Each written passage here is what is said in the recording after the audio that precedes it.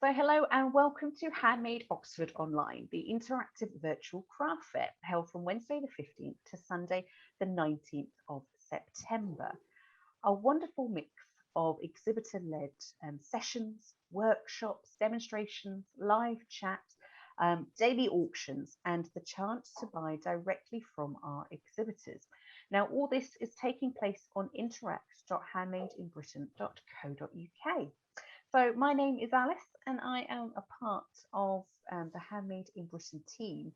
And today I'm with so much pleasure to introduce Caron O'Rourke. Now, Caron will be diving into how she creates her unique and intricate designs, from her studio. So I won't hold anyone back, and let's go straight in and see Caron.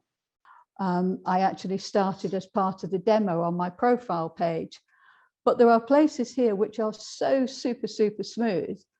You have to touch them to make sure that they are really as smooth as that. So I really do touch them.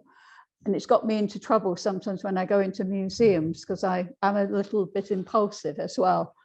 But these pieces with stone carving in particular, I find that when you have a very tactile surface, what you do is encourage the shadows, and the shadows make something continuously move throughout the day. So you don't have a stone carving or a piece of ceramics which is static, whether it's in your home or your garden.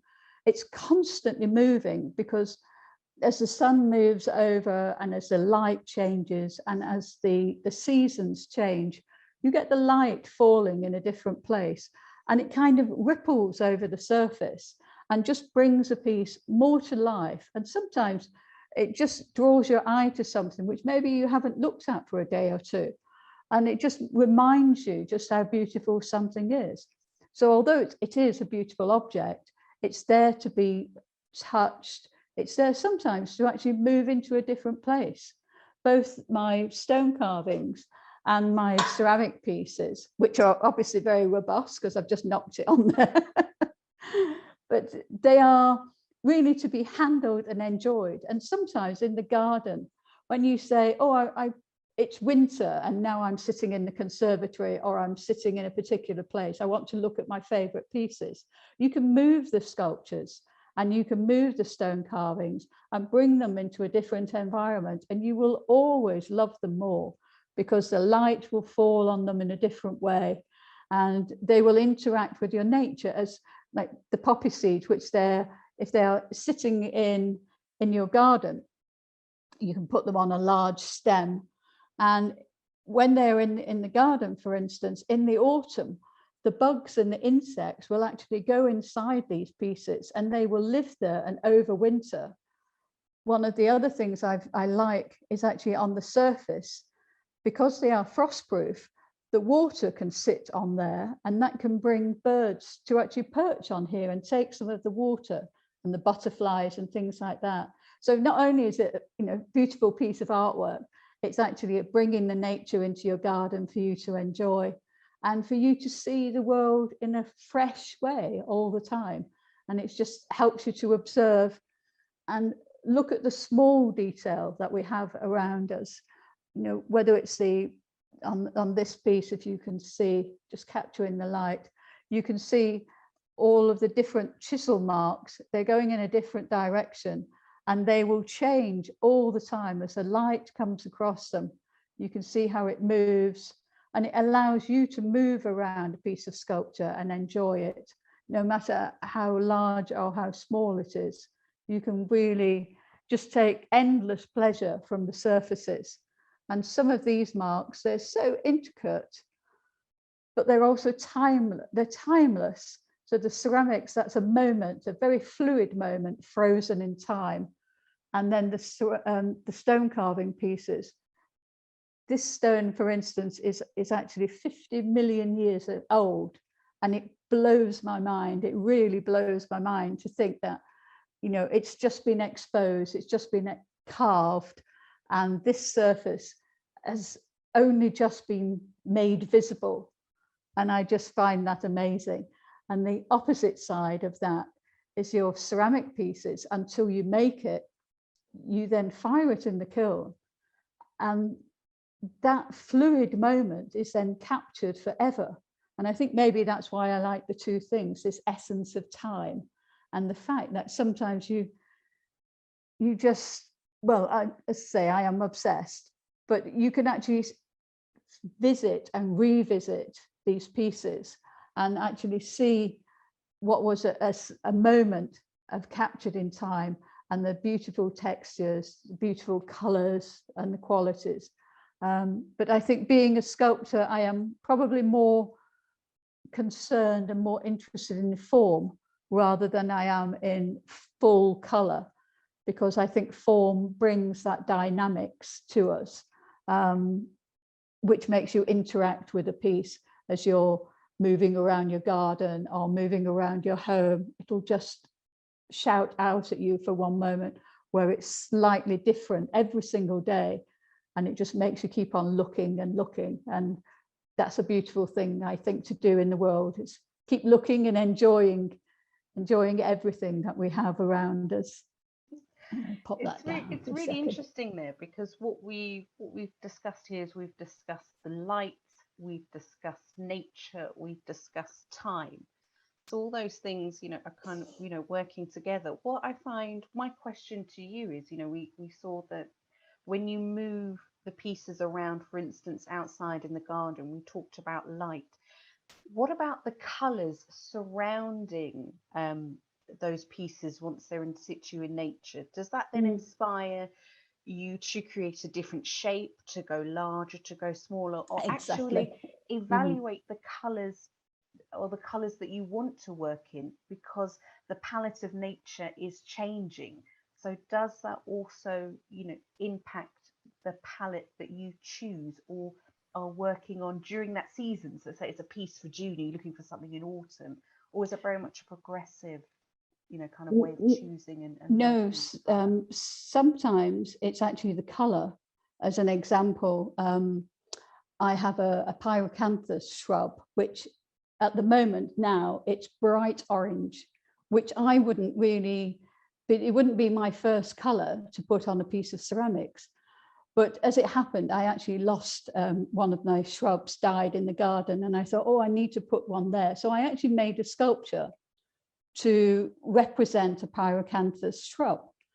So it actually pushed me in a direction. So I've actually been using bright orange slips and some red and some green. And I would never, ever have done that. It wouldn't have been something I would approach myself. I wouldn't have designed it.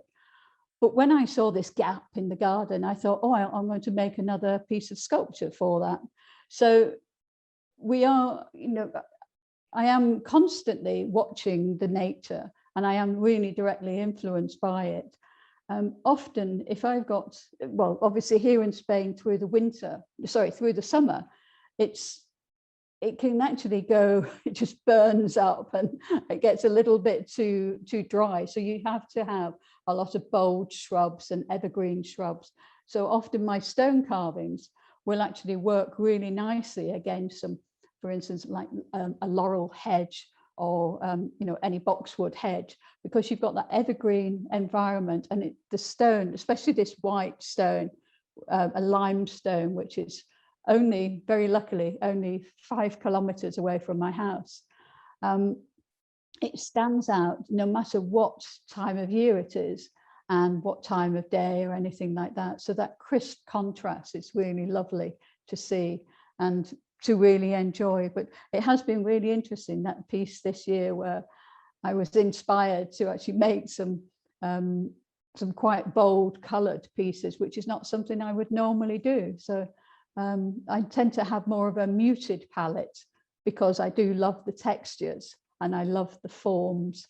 You can see up on the top shelf, the white sculpture here is actually made from marble. And when you see that marble against a green line of planting or shrubbery, it's so beautiful, and it's so different because the surface is so smooth. You actually, again, you want to make sure that it's real, and you see all the light falling across the surface and all of the little ripples which you see well, the folds of the marble. And then it makes you go and look very closely at the piece. And when you look at it, there are tiny, tiny little pods. They're like a mollusk from, again, this 20 million years old, the marble was formed. And those little mollusks also form a really beautiful, like little explosions of detail. And you only see those when you get close. And again, you actually end up, you tend to touch them because you think they're almost on the surface, but they're actually embedded within the material. And they're just exquisite to look at. They really are. It's quite beautiful when you see them up close. But that one's too heavy to take down because it's 10 kilos. Well, I was going to say, kind of, we've spoken about, texture and it being tactile. And it appears to me that you've actually got the figures behind you look very smooth, because what I can see is what I perceive as being quite a smooth form, and then this rugged piece of stone in front of you. Mm-hmm. So we've got the beautiful kind of tactile marks, and then you've got smooth. Do you enjoy having kind of what I perceive as a smooth figure and then very kind of large rough pieces? Is it an escape from rough to smooth, or is it just a lovely juxtaposition to have within collection in your pieces? I think it may be something because of my training, because I was initially interested in ceramics and the feel of ceramics throwing on the wheel. And the more you use clay, the more you appreciate all of those subtle textures that you can find with different materials. The clay which I tend to use is quite a coarse, groggy clay, which comes from initially from Barcelona and my local clay village, actually, which is only 35 minutes away from where I live. And that's historically, there's a natural supply of clay. And the clay, when you use it, because it does have that grog, it tends to open the body of the clay, which I love to celebrate. But I do like a hard silhouette. And I think that's because I do stone carving, because you look at things often at a distance when you're working it and things are going to be out in the garden. You see things from a distance and it wants you to tease you, really, to actually draw you across a garden or across a room so that you can see, why is that so attractive? But one of the things with my figures, like the 3 figures you can see on the top shelf there, I'm actually really interested in the space between the pieces and the way they interact with one another, because I find that's really, it kind of links to us as human beings and the space that we have when we're interacting with friends or strangers, our own personal space. You can often see that relationship. So sometimes I'm trying to look at the negative space, and that I think is really very important. And that may be because I'm a sculptor who works in stone as well as clay. So when I'm looking at stone, for instance, I will start from a block of stone, but I'm actually looking at this negative space here. So the negative space is very important to me, and it really helps for me to see things in maybe a different way and an alternative way as I move from clay to the stone carving. But I do love that tactile quality.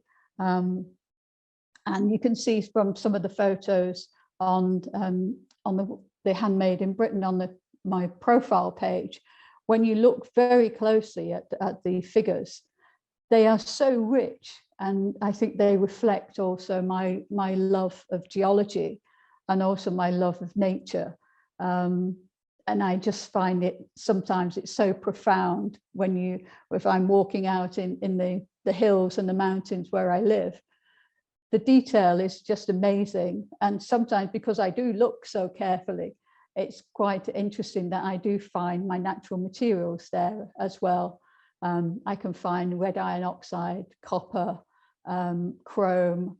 So I'm very lucky in that way. And some of those pieces I actually bring back to the studio and put them onto the surfaces and mix them with the clay. So it's quite lovely that you can take things on a beautiful walk, collect them, and then bring them back into the studio. And it's just really, it's actually all it's all interacting with your environment. And I'm very lucky that I do have all of this on my doorstep. So it's so one of the other things, obviously, I was mentioning before on my profile, is that I have a lot of students who come from many countries in the world, international students. Some people are based here in Spain, the Netherlands, a whole variety, Belgium, France, and people come for specialist courses. And I find that when people come and interact here, they actually see the beauty of nature, and they actually can really appreciate working with local materials, and they can actually work with other people, which is something which I really love to do. And I've always taught for almost 30 years now, a couple of days a week, so that I have time for myself, but that interaction with people, which I actually find really valuable to myself and to other artists, so that we can exchange ideas and exchange skills. But it's a lovely experience which I have here in Alicante, in my studio here as well, Hirosol. I think for a lot of makers, you know, being working alone kind of suits, but you kind of become into a bubble. Mm-hmm. And a lot of makers do like that. But for you, how important is skill sharing, and how important, you know, has it been to lead you up to what you're doing now? Because of course, you know, working in both clay and both stone, you know, one of them you kind of add to, being the clay, you know, in many instances, and in stone you take away. So how has, you know, kind of skill sharing, you know, really got you to where you are, and is that something you're looking to, you know, to continue? Well, I really do love working with people. In fact, one of my current students actually is a weaver, and she creates her own wool. And I'd never considered the work which goes into the wool making, the yarn making. Then she felts the wool. And she's come to my studio because she loves the tactile quality of clay. And she's actually doing a lot of work which is about slip making and the subtlety. And she's actually made some beautiful pieces. And then she's made ceramic forms and has actually crocheted, felted and knitted almost clothing for them. And they are just so fabulous. And again, it's something I would never have considered doing myself. But when I see it, it's just such a joy. The subtlety of the colors which you can achieve with slips, and the subtlety that you can achieve with felt making, are actually so similar. And she's got tremendous pleasure from that. And there's a lot of overlaps. I have people who are painters who really focus on the actual vitality of color and slip making, and they actually see those links with their own work. But normally they work in a two-dimensional canvas, and they see the ceramics and the stone carving. Especially one woman I'm thinking of, she actually creates a lot of paintings which are really multicolored within resins, but she loves the deep colors which we get from the raku firing, because they are unique. You've got a slight control to them, but you really don't have, you don't always know what the end result is going to be, which is very similar to her resin. She loves this layering of colors, which you get with glazes and slips.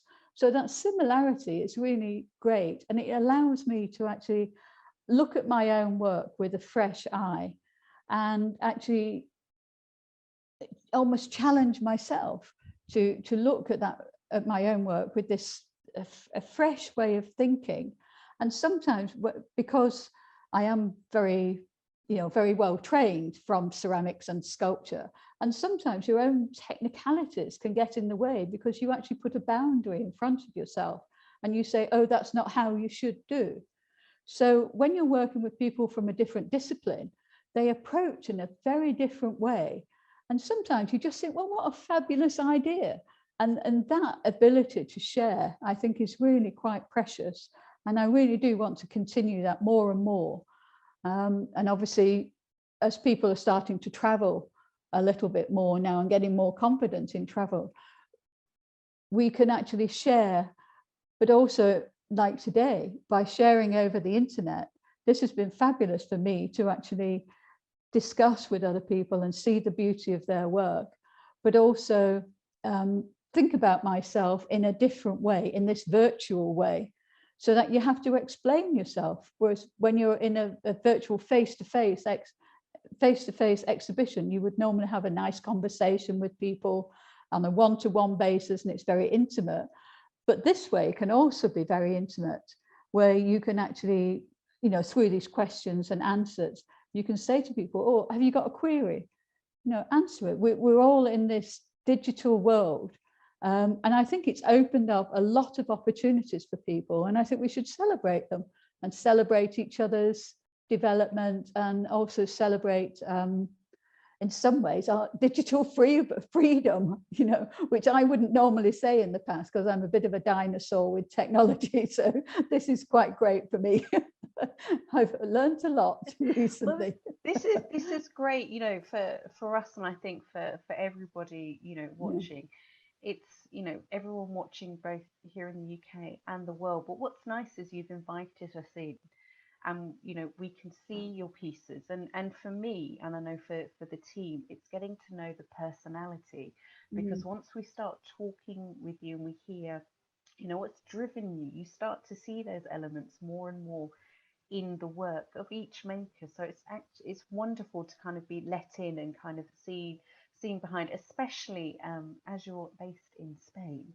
So it's so I can see the bright light there. So if anyone else is a little bit jealous and wants to join me in being a little bit jealous today, you know, they can. But certainly, you know, when I look at your pieces, I see a calmness, and I see that I have to be calm and I have to be inquisitive. And I think that's a lovely thing, you know, to have, as well as then, you know, being allowed to touch, I should say, you know, and actually then, you know, seeing your mark making, which is, you know, which is this talk, you know, has been all about, you know, you know, today is to get to know you and get to know, you know, how you work, what drives you, and to run through your collection. So it's been really nice. And with that, I'm afraid I'm going to have to come to the end. I know that I could keep talking, but you know, on behalf of everyone who's watching, you know, and from Handmade Oxford Online, Caron, I'd like to thank you, you know, very much for joining us. It's wonderful. And just for everyone who is watching, you know, please do go over to interact.handmadeinbritain.co.uk, and you can see all of Caron's work here. And you can also come back and view this video as well. So Caron, once again, thank you so much. It's been really lovely for us to see you, and hopefully we'll see you again soon and on live chat. But thank you very much. Thank you very much. It's been a great pleasure. Thank you. Bye-bye now. Goodbye now.